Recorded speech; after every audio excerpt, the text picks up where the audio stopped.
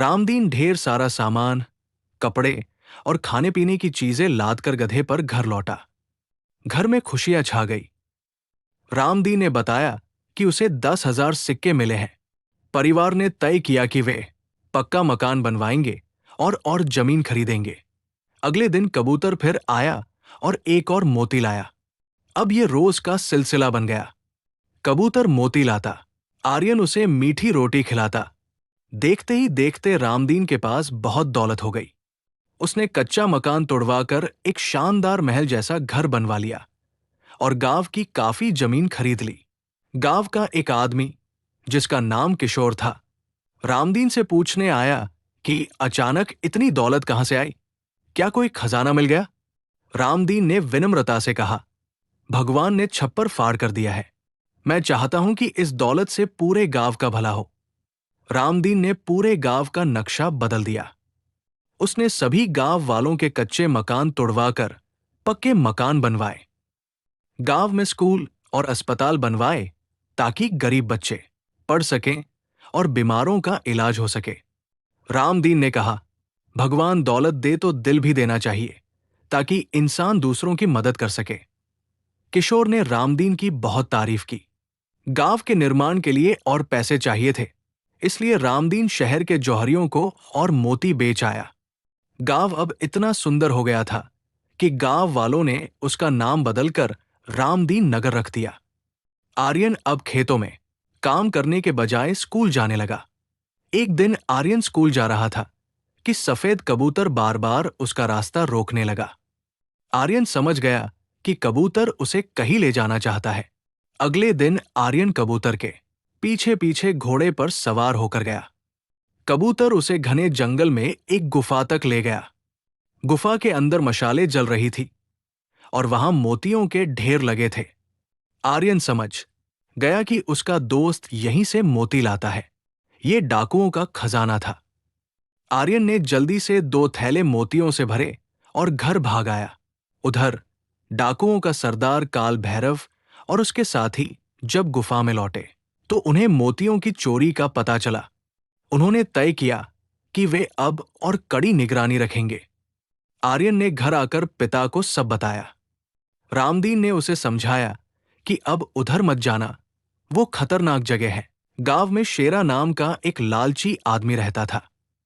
वो रामदीन की अमीरी से जलता था। उसने आर्यन को खाने पर बुलाया और मीठी बातों में फंसाकर मोतियों का राज जान लिया। आर्यन ने भोलेपन में बता दिया कि जंगल में एक गुफा है जहां मोतियों के ढेर हैं। लालची शेरा अगले ही दिन घोड़े और थैले लेकर जंगल की ओर चल पड़ा। उसने गुफा ढूंढ निकाली और मोतियों को देखकर पागल हो गया। उसने सोचा कि वो इन मोतियों से एक नया शहर शेरा नगर बसाएगा और वहां का राजा बनेगा। वो लालच में बार बार मोती भरने लगा। तभी काल भैरव और उसके डाकू आ गए। उन्होंने शेरा को पकड़ लिया और उसे वहीं मार डाला। इधर शहर में एक जौहरी ने वे मोती राजा विक्रम सिन्हा को दिखाए। राजा ने मोती पहचान लिए। वे शाही खजाने के थे जो चोरी हो गए थे। राजा ने जौहरी को पकड़ लिया और कहा, चोर को पेश करो वरना तुम्हें फांसी होगी। जौहरी ने समय मांगा और अपने साथियों के साथ उस बूढ़े किसान रामदीन की तलाश शुरू कर दी। काफी दिन बीत गए। जब समय खत्म होने वाला था तो रामदीन संयोग से फिर मोती बेचने आ गया। जौहरियों ने उसे बातों में फंसाया और कहा कि राजा खुद मोती खरीदना चाहते हैं।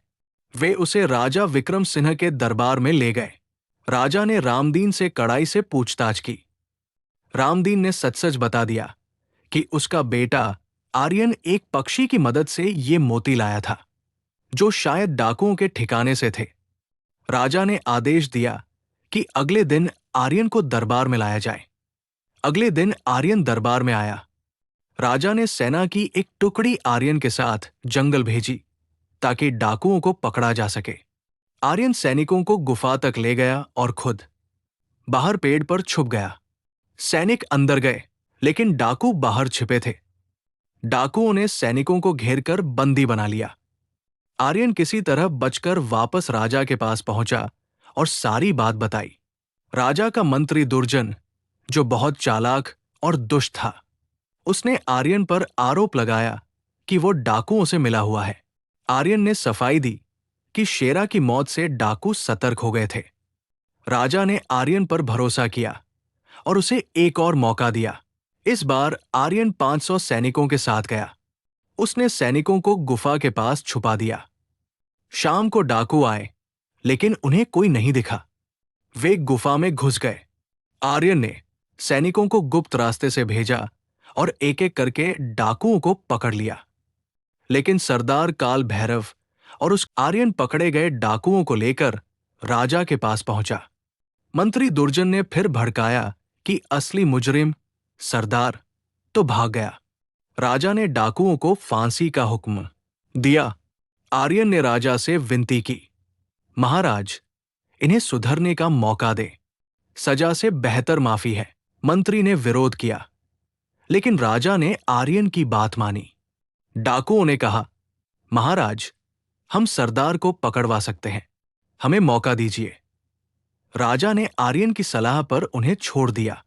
डाकू अपने सरदार के दूसरे ठिकाने पर पहुंचे और झूठ बोला कि वे शाही सैनिकों से बचकर आए हैं। उन्होंने सरदार काल भैरव को लालच दिया कि वे व्यापारियों के भेष में राजा को मोती बेचकर खूब पैसा कमा सकते हैं। सरदार लालच में आ गया। अगले दिन सरदार और उसके साथी व्यापारियों के भेष में दरबार पहुंचे। राजा ने पूछा, क्या लाए हो? सरदार ने कहा, हम मोतियों के व्यापारी हैं। जैसे ही उन्होंने मोती दिखाए, राजा ने पहचान लिए। राजा ने कड़क कर पूछा, बाकी मोती कहाँ हैं?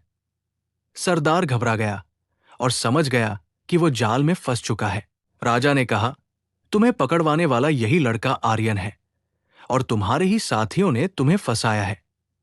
काल भैरव ने अपनी गलती मानी और कहा, महाराज, मुझे खजाना लूटने का सुझाव आपके ही मंत्री दुर्जन ने दिया था। ये सुनकर सब सन्न रह गए। मंत्री दुर्जन घबरा गया। आर्यन ने कहा, महाराज, मैंने जो मोती बेचे उससे अपने लिए नहीं, बल्कि गांव वालों के लिए घर, स्कूल और अस्पताल बनवाए। आप चलकर देख सकते हैं। मंत्री ने कहा कि ये लड़का झूठ बोल रहा है, ऐसा कोई नहीं करता। राजा ने सच्चाई जानने के लिए आर्यन के गांव जाने का फैसला किया। मंत्री दुर्जन, सरदार और आर्यन को साथ लिया गया। रास्ते में राजा ने देखा कि अन्य गांवों में प्रजा बहुत गरीब थी, भूखी और फटेहाल थी। राजा ने पूछा, मंत्री, तुम तो कहते थे प्रजा खुशहाल है। राजा को गुस्सा आया और उसने मंत्री को कोड़े लगवाए। जैसे जैसे वे आर्यन के गांव रामदीन नगर के करीब पहुंचे, नजारा बदल गया। पक्के मकान, साफ सड़कें, स्कूल और खुशहाल लोग। राजा ये देखकर हैरान और खुश हुआ। आर्यन ने सच कहा था। राजा ने डाकुओं के सरदार काल भैरव को माफ कर दिया, क्योंकि उसने सच उगल दिया था और सुधरने का वादा किया। मंत्री दुर्जन ने माफी मांगी, लेकिन राजा ने कहा, तुमने पूरी प्रजा को लूटा है और मुझे अंधेरे में रखा। आर्यन ने बीच बचाव किया, महाराज, गलती आपकी भी है। आप महल में रहे और कभी प्रजा का हाल नहीं जाना। राजा को अपनी आंखों से सब देखना चाहिए। राजा को अपनी गलती का एहसास हुआ। उसने खुद को कोड़े लगवाए ताकि उसे अपनी लापरवाही की सजा मिले। प्रजा और दरबारी राजा का न्याय देखकर भावुक हो गए। अंत में राजा विक्रम सिंह ने आर्यन को अपना नया मंत्री घोषित किया। आर्यन ने शर्तें रखी। शाही खजाना प्रजा की भलाई के लिए खर्च होगा। शिकार पर पाबंदी लगेगी, क्योंकि एक पक्षी ने ही उसे यहां तक पहुंचाया। कैदियों को सुधरने का मौका मिलेगा। वो अपने गांव में ही सादगी से रहेगा। राजा ने बाकी शर्तें मान ली, लेकिन कहा कि आर्यन को राजधानी में रहना होगा ताकि वो रोज सलाह दे सके। आर्यन मान गया। वो अपने माता पिता के साथ शहर आ गया।